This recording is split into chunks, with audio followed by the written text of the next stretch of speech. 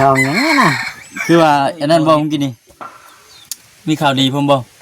มีก็เหลือคงราคาโอ้ผมกินนี่พูดตัวหินบ่ตัวไรเห็นทั้งอันตัวชีพเพิ่นอันมอดยังก็ให้เจ้ากินโอ้ได้เงินก้อนโตอีกได้เงินก้อนโตบ่โธ่คือโชคดีแท้บ่คำลา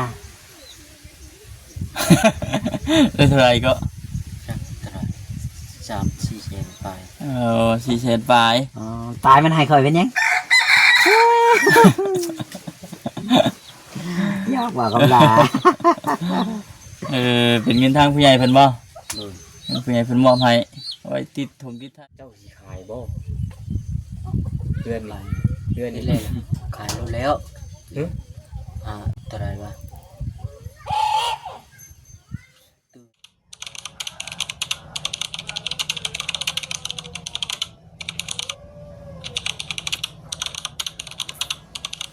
พี่น้องเนาะทักทายสบายดี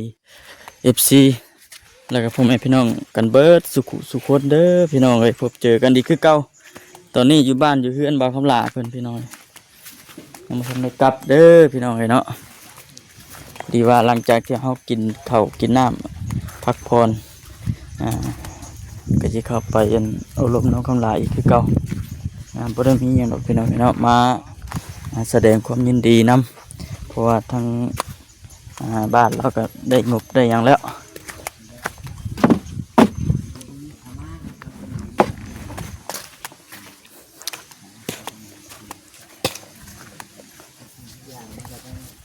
มาเถื่อนเล็กเถื่อนน้อยเนาะดูว่าวันนี้อยากให้มันได้บาทเดียวมันก็บ่ได้แล้วมันก็ได้ขายบ่สบายดีนี่แหละโอ้บอกทำมานะสบายดีเด้อพี่น้องเด้อโดยมาถามช่วยกันนี่มาถามน้องกันนี่ไปได้ไหนผมมีคำถามได้ข่อยมาก่อนเลยข่อยกระเบิดเลยมีแต่ดีมุกดีใจน้ำว่าเขาลาแล้วมีงบเนาะโอเคมีงบประมาณเรื่องของหลังคาเนาะครบจบเลยบ่บัดนี้จบหลังคายังเตะวันนั้นแหละก็ยังก็ยังแบบบล็อกแบ็กนี่แหละเนาะบานประตูเราเช็ดได้บัดนี้บ่พอลาไปเรื่อยมาเองบัดนี้ต้องใส่เบ็ดกบคายเก็บเดือน10,000เดือน10เดือน20เนาะนี่เก็บเล็กผสมหน่อยเก็บเล็กผสมหน่อยมันบ่จ้อยแล้วมันใส่เบ็ดกบเจ้าชัยแล้วนะเดี๋ยวเขาสิมาเอากบน้ำบ่ให้เขาอีกเอาอะไรยังไม่ใช่ลองเบิ่งบ่น้อยยังน้อยอยู่ชำไรดอก2 นิ้วก็ชำนั้นแล้วเจ้าจะได้ใหญ่ยังไงđâu 3 นิ้วโอ้เป็นไรวิทย์เดือนนี้พุ่นแล้วเนาะเขาออกพอดีคือช่วงเขาออกตีอัพอย่าไปเหยียบเขาเขาได้ลุกความเอาแล่ช่างว่าบอกเขาว่าเขาให้ลุกเคยว่าแบบนี้คือว่าฉันบอกเคยอยากว่าบอกไปซื้อว่าซื้อก็เป็นว่าขบลานในใช้การเห็ดหัวใกล้ที่แล้วว่าเห็ดหัวเห็ดหาวนะดังหาวมันนี่ที่หาวตัวนี้คือบอไม่ใช่นะมันดีกระเทินมันบ่พอบ่ยังจะได้ไปเอาอยู่อยู่ใช้เราเอาอยู่ของกระเจ้าซื้อเขาบ่เลยขอซื้อเอาขอซื้อประมาณจากลำละขีดละ10 พร10 ปลายคือว่าเศร้า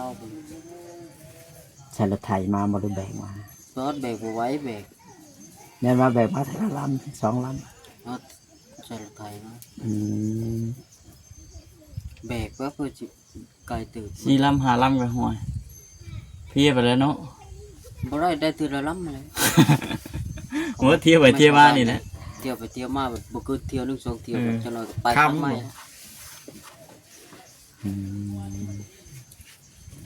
ช่วงนี้ก็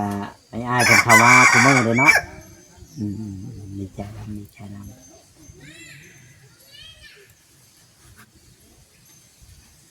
แต่น้ำบ่คำลาได้กินลักซิ้น กินเพื่ออยู่แล้วว่ามันกินนี่ กินเพื่อคอยบ่ เพื่อแล้ว อืม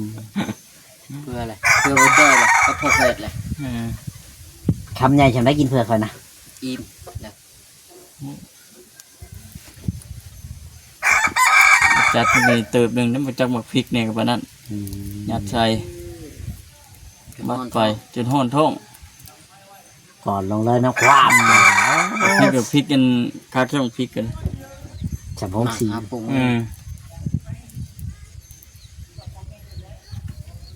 หนอกพี่ก็กินบาทเดียวบุบ อืมต้องสองบ่ เดี๋ยวสองมันยาวเลยเราบอกครับ แม่นเพิ่งเติบเลยบ่ได้บ่ได้เข้ามา อืม ว่านี่จะเข้ามาบ่ บ่คอยกับพระธรรมากับโดนเติบเลย อืม หลายมือเลยเนาะบ่คำลาตั้งแต่ลูกบ่คำลาบ่สบายเมื่อนั้นพ้นคอยเข้ามาแล้วก็ เกี่ยวเลย โจ๊ะเลยกับพระธรรมาเลยตั้งแต่น้ำว่าน้ำท่วม เจ้ามือกันมาพร้อมกันเมื่อนั้นจะ มาพร้อมกันเมื่อนั้นแหละ เกือบได้หารถจักรได้เหมือนกันเนาะพากันเมื่อกัน ห้ามใจ นี่อยู่ห้องน้อยนะ เอา หน้ามาไวเพื่อ บอก สั่นละหมอหน้ามันมาไวเลยห้องน้อย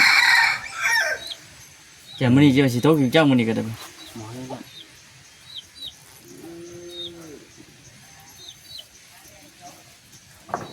น้องบ่คำลาเฮ็ดคือคลิปเราคำเบิ่งนี่เบิ่งเอานะบ่ถามหยังเบิ่งบ่คำลาเลยเห็นยัง เมื่อเท้าก็กระตอบบ่ได้แล้ว เนาะ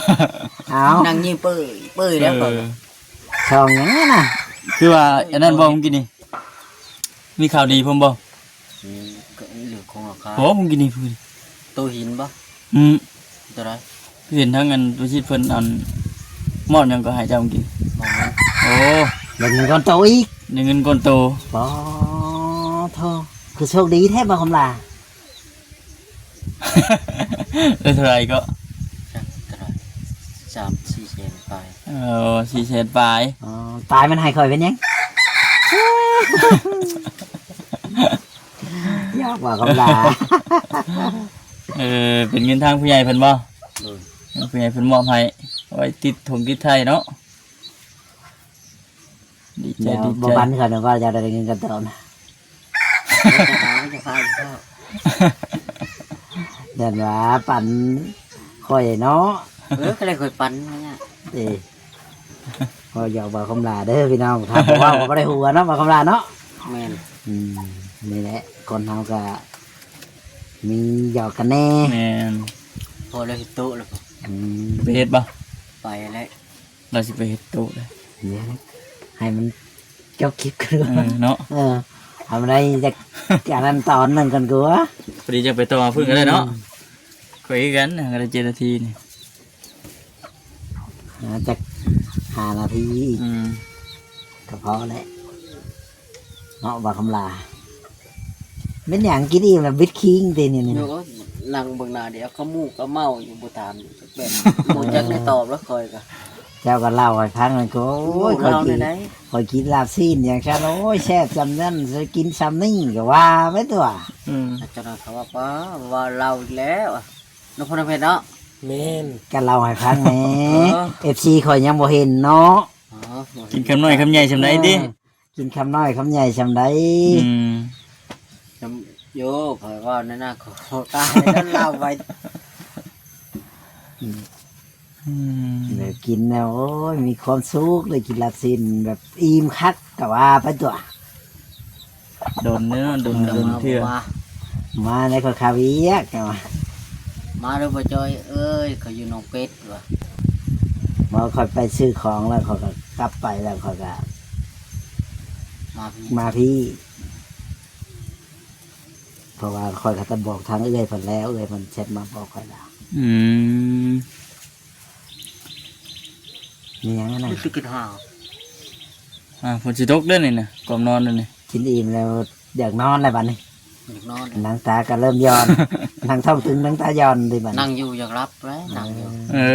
อ พรชัด เต้นบ่ เออ ตู้มา บ่แล้วบ่ใช้ตู้ก็ได้ ไม่ใช่ตู้มันบ่ไปตามจังหวะได้ เออแบบใดก็ได้พอหน่อยเบิ่ง ก็บ่เป็นกับตู้มาน่ะไปได้อยู่ตามจังหวะ อืมตามจังหวะเนาะนี่ทำเขาปลาเราก็มีความสุขทางลูกทางเต้านี่ก็หายขาดแล้วป่ะหรือว่าไหน หายแล้ว ๆจากหลังจากมื้อนั้นก็ได้ไปฉีดยาอีกบ่หรือว่าบ่ได้ไป เต็มอะไร ครับ ไปเต็มอะไร เยอะ กินยาแล้วก็ไปเพื่อมาพริเศษวิมัดเขตเอา นั่นแหละข่อยก็ว่าจะชิมาบอกเจ้าอยู่แต่มี แม่คนหนึ่งเพิ่นบอกอยู่ว่าให้ไปมัดแขนแล้วเอา อืม เพราะว่าเราที่ว่าเราต้องน้ำมื้อนั้นเลยที่เจ้าเช้าเอาอันนี้ไปช้อนขวนช้อนหยังหั้นแหล้วบ้านเฮาก็ได้ แม่นแล้ววะเคยเฮ็ดอยู่บ่แบบนั้น เคย เออแต่ข่อยก็บ่ได้เข้ามาข่อยก็เลยบ่ได้บอกเจ้า ไปเฮ็ดได้คือว่าตรงนั้น ถามบ่าวคำลา บ่ เฮ็ดได้บ่าวคำลา ไปใช้ ไปเอาหมออ้ายนั่นหมอผู้ชายหมอชื่อเขียวนะลงไปเอาฐานนี้เด้ออยู่เพิ่นอยู่ตะฟังเลยพอลงเอาหมอลงนี่ก้อน ผู้นั้นก็ตก หมอนั่นตกก็หมอนั่นลงร้อยขวมไปเลยลุกลงบนลึก น้ำห่วยบ่ นี่นะนี่ เออนี่ ช้านี่ โอ้แล้วตามรางพ่อลงไป หมอนี่ก็โดดตามหลังลง เอาแล้วเนาะ จับแขนหมอนั่นได้มาจับเอาหมอนี่อีก จับหิวเลย หิวก็ชอบ โอ้ยใครแต่ว่าเฮาเห็นไว้เนาะ แต่ว่าเห็นในบ่าวคำลา โอ้ย สิเป็นอะไรแล้ว ก็ยังมีบุญอยู่บุญหลาย ยังบุญหลายชายยาวจะได้บ่าวคำลาเอ้ย เอาพากันคุยกันว่าใช้แล้ว เป็นอะไรพระแผ่นนี่นี่ ฮะ คือเห็ เป็น นได้ไหนแล้วมา คือ เลย เห็นแบบนี้ มาแตะเวียกอะ คุยเรื่องหยังกันนี่ ว่าพื้นว่าลูกเรา ตก เป็น น้ำ น้ โดนน้ำ ำใครแต่ว่าน้องมันบ่กว้างแล้วก็บ่ใหญ่ปานใดเนาะ ก็เป็นน้ำลายหนึ่ง โอ้ย ลำเจ๊ก น้ำไหลกระทันอยู่ ควรระวัง เฮาบ่ได้ไกลกัน อืม เพราะว่าสิน้ำน้อยน้ำใหญ่หรือน้ำน้อยก็ควรระวังควรใส่ใจเด้อ แม่นหั่นแหละ เม็ดแต่น้ำในกระทังนี่เคยเห็นแล้ว อืม น้ำในกระถางกันเรียบร้อยกันเลย เด็กน้อยมันพอดีแต่ว่ามันน้อยลุดลูกเจ้าลงไปมันหัวซุบลงไปมันมีน้ำเลยมันก็เรียบ ปี ร้อย ช่วงปี ได้ เนาะ แม่นเพราะว่าข่อยก็เห็นในเฟซในหยังมันก็เป็นอุทาหรณ์เตือนใจเนาะบอกกันต่อไปนั่นแหละให้ระมัดระวังซอย แม่น กัน หั่นแหละ เพราะว่ามันยังมันโบคักเขาก็บ่อยากให้มันเกิดเนาะว่าง่ายๆซะพี่น้องเลยอ่า แล้ว บอกกันตัวใดนั่นมันก็เตือนกันคือน้องแม็กนี่เราก็เป็นจะได้อาการหายดีแล้วบอก ดีแล้ว ใครขึ้นแน่แล้ว ใครอะ โอ้ก็โอเคแล้วสนะได้ซักคือซักยาอยู่บ่ ยังแต่พูดซักแต่พูดแล้วเป็ดเข็มด้วยพุ่น โอ้ 8 เข็ม 8 เข็ม อืม เขาเข็มที่ 9เนี่ยเลยบ่ได้ชักเนาะ ได้แบบไป เออ ซักก็ลายเฉลี่ยก็เป็น2,000 2,000 บาทโอ้ซักยา ห น้ ม อ อง แม็ นั่ ก นพอดี 8 เข็ม หมออ้ายพร้อม อืม ประมาณ 2,000 บาท ก็ให้ขึ้นครับ อืม บอกคำลา 2,000ปลายเกือบ3,000 โอ้ ลึกดีดิ อืมจังพอแล้วเนาะ บ้านนี้ก็จะปล่อยไปลินน้ำลินผลได้ป่าน ระวังเนาะ ระวังเอาถึกเฮาเห็นน่ะดีเด้เฮาบ่เห็นน่ะติ เฮ็ดได้บ่บ่เห็นมา บ่จักคือกันแหละข่อย บ่ ก็ รักเลยเนาะ ถึกช่วงเฮาอันบ่ได้ อืม อยู่สินะเนาะ ถึงเฮาเผลอ เด็ก แบบ น้อย ไห อยู่กับเด็กน้อยพี่ เล็กน้อยเราต้องเบิ่งระวังเป็นพิเศษแล้วผู้ให้ขาดสายตา จับมีดมาหยอกปวดว่า อยู่น้ำผู้ใหญ่ เรื่องไหนลูก เรื่องแบบนั้นแหละ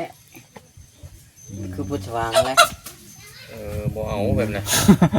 บ่เฮ็ด หมูเฮ็ดเป็นได้ขาดตัวนั้น แม่เป็นเด็ดขาด บ่ได้น้ำ แม่ ปวดผู้เดียวได้ ฮะ ผู้เดียวเองผู้เดียวอีกได้ เห็นบ่ เสียใจบ่ เสียตัวเองโลด ตัวเองเลย โอ้ยอย่าเฮ็ดแบบนั้นเด้ น้ำอีก อันนั้นบ่ได้แนะนำเนาะ บ่ฟื้นสิ ทางดันคำละกำลังสิ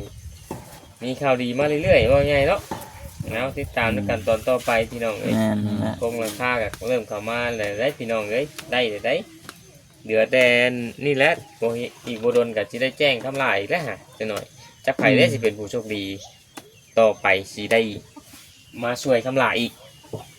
เนาะบ่จ้อย แม่น บ่จ้อยบ่จ้อย ข่อยก็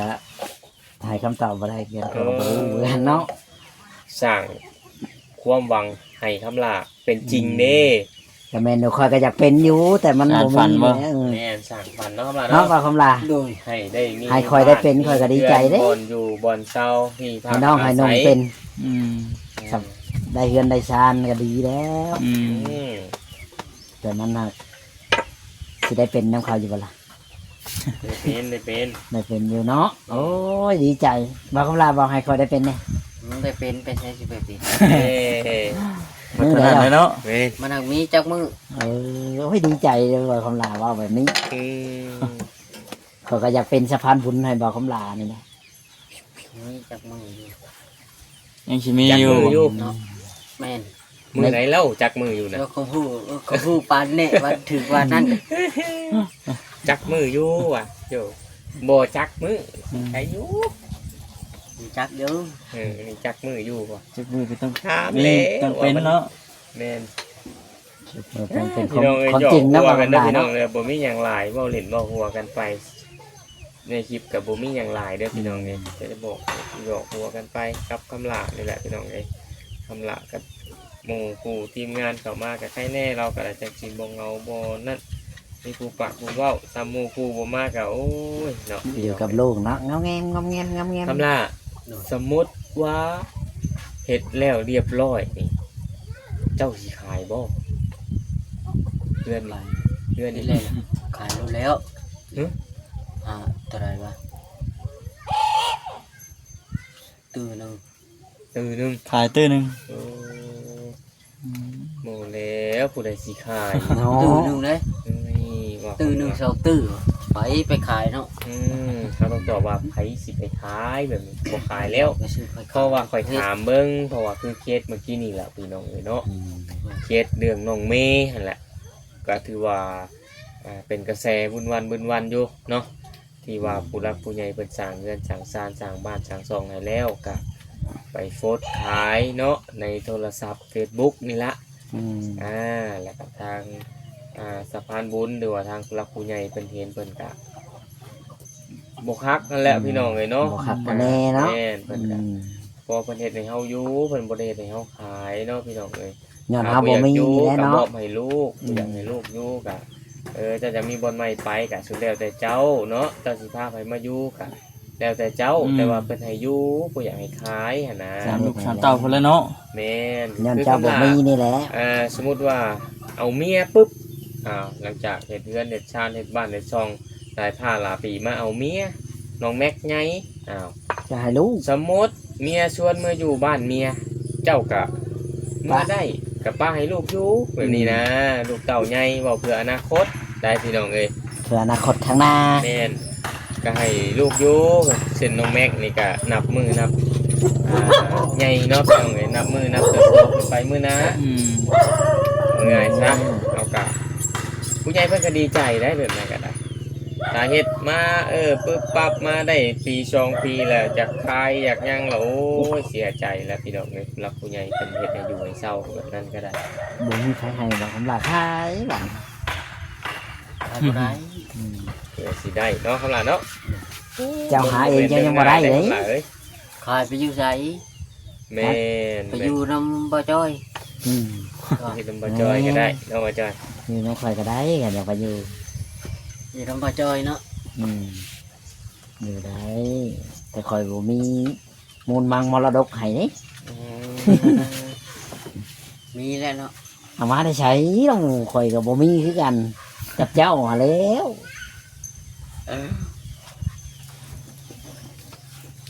สู้ๆเนาะ อืมเราหยอกก็หัวกันเนาะ คำลา บอก ยัง เรีย ร น อ กัน อยู่พี่น้องเอ้ย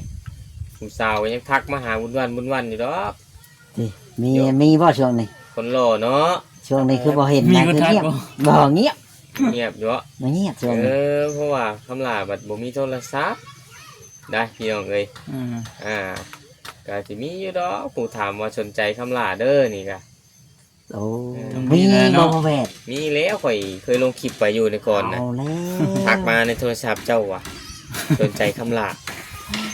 ก่อนอันนั้นเด้ โอ้ยอันนั้นตะกี้พูน อันนั้นเด้ ไป ตะกี้ เลย แบบ เนาะว่ากันไปบัดนี้ คนรอเนาะคำลาเนาะ ไปพี่น้องเนาะเฮาก็สิอันจบคลิปก่อนนั่นแหละ